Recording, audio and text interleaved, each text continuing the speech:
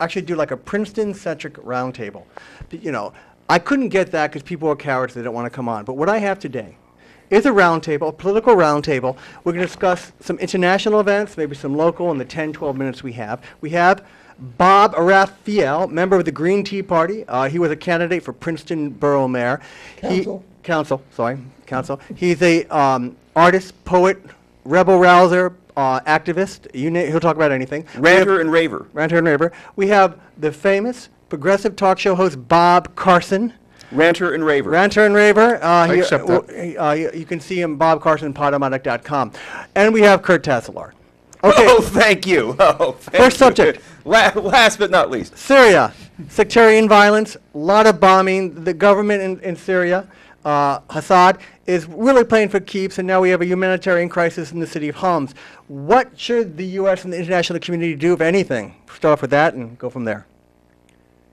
Try to build a consensus. I mean, we've got over 50 countries now, Western countries and Arab countries, that want democracy to take place in Syria. And obviously, you know, that there's a challenge, and what's standing in the way is China and Russia, of course. And you know, there's various different reasons there.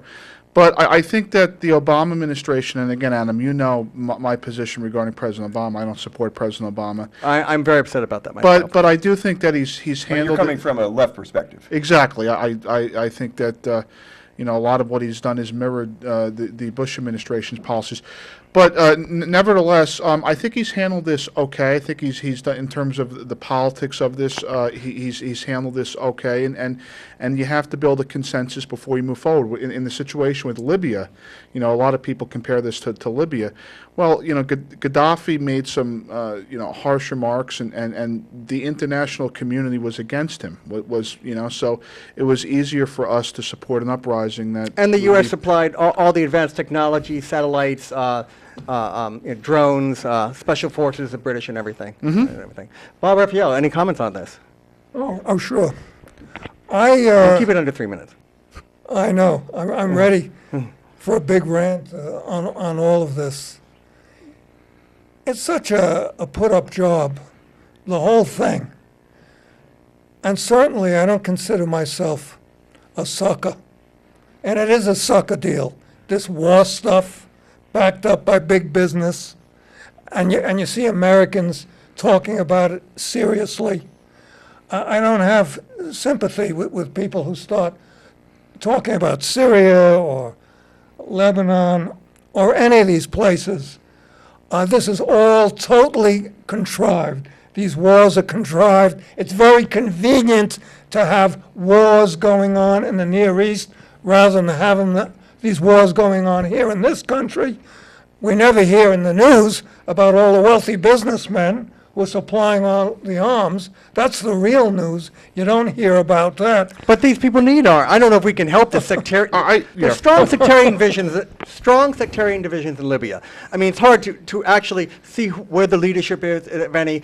But you want people not to get massacred. I think they might need arms eventually. That would be serial killing. Okay, go on. I'm sorry. Well, no, I agree with his sentiment. He's right. There, you know, behind every war, there's a business interest behind it, and you know, now there's some talk about Iran, and now the media is focusing heavily on Iran. Are we going to bomb Iran? Iran is increasing their you know, uranium production. You know, look. We have problems here at home. We have to fix our infrastructure. We have to invest in America. We can certainly lend our support to democracies, developing democracies all across the world. But let's take care of our own affairs. But doesn't the U.S. have interest? Even though you might not agree that we overreact, we have Saudi Arabia, our supposed ally, which fears Iranian hegemony, hegemony, I can't even pronounce it. Germany? If they go nuclear, which I think they can, I think realistically I can't see us being able to bomb them or knowing if we can destroy their weapons. But I think what a nuclear Iran would do was make it. We'd have to treat them, especially Israel, much more gingerly. Well, we'd have to nuke them. Well, So, and then they might start projecting onto Saudi Arabia, try to intimidate Saudi Arabia, raise oil prices, the whole bit, and we're still addicted to oil. it would destabilize the world. There's no question about it. But let's remember. I remember during the Iraq War, we were told pretty much the same thing about Saddam Hussein, that if he has weapons, we have to, it'll be a catastrophe, and he's so close. There's the Bush administration used fear to sell the Iraq War, and I think that's what you're starting to see But the now with Israelis Iran. did bomb in Look, '81. They did bomb it, when Saddam I did understand try. it. It's a slightly different situation, but the world, the world has an interest of not letting Iran get a nuclear weapon, and the way to do that is to impose strict sanctions against them. I think that might drive sure. them. I think that might drive them to want to go ahead and continue with the bomb. I mean, I'm not privy to the backside negotiations. I know there's a lot of mistrust between the U.S. and Iran, and you're dealing with internal politics on both sides. Now we have Obama who not wanting to look soft, possibly, because he could get bashed by Republicans, and the same thing in Iran.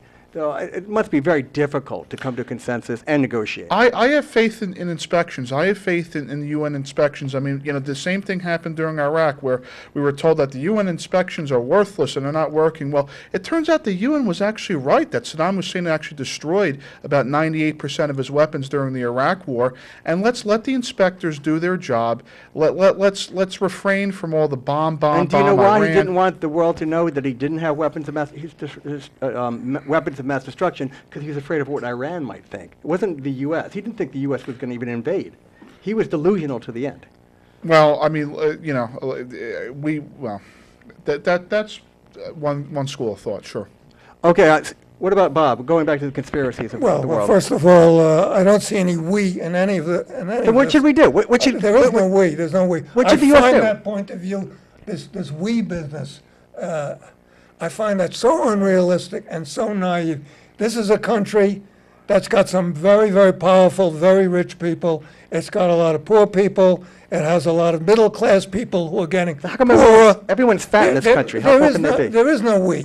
There is no we. Okay, And there is scarcely a country. The United States has been fortunate in that it's been able to run without a government. We govern ourselves because there are enough honest, hardworking people. But the government isn't taking care of all of us.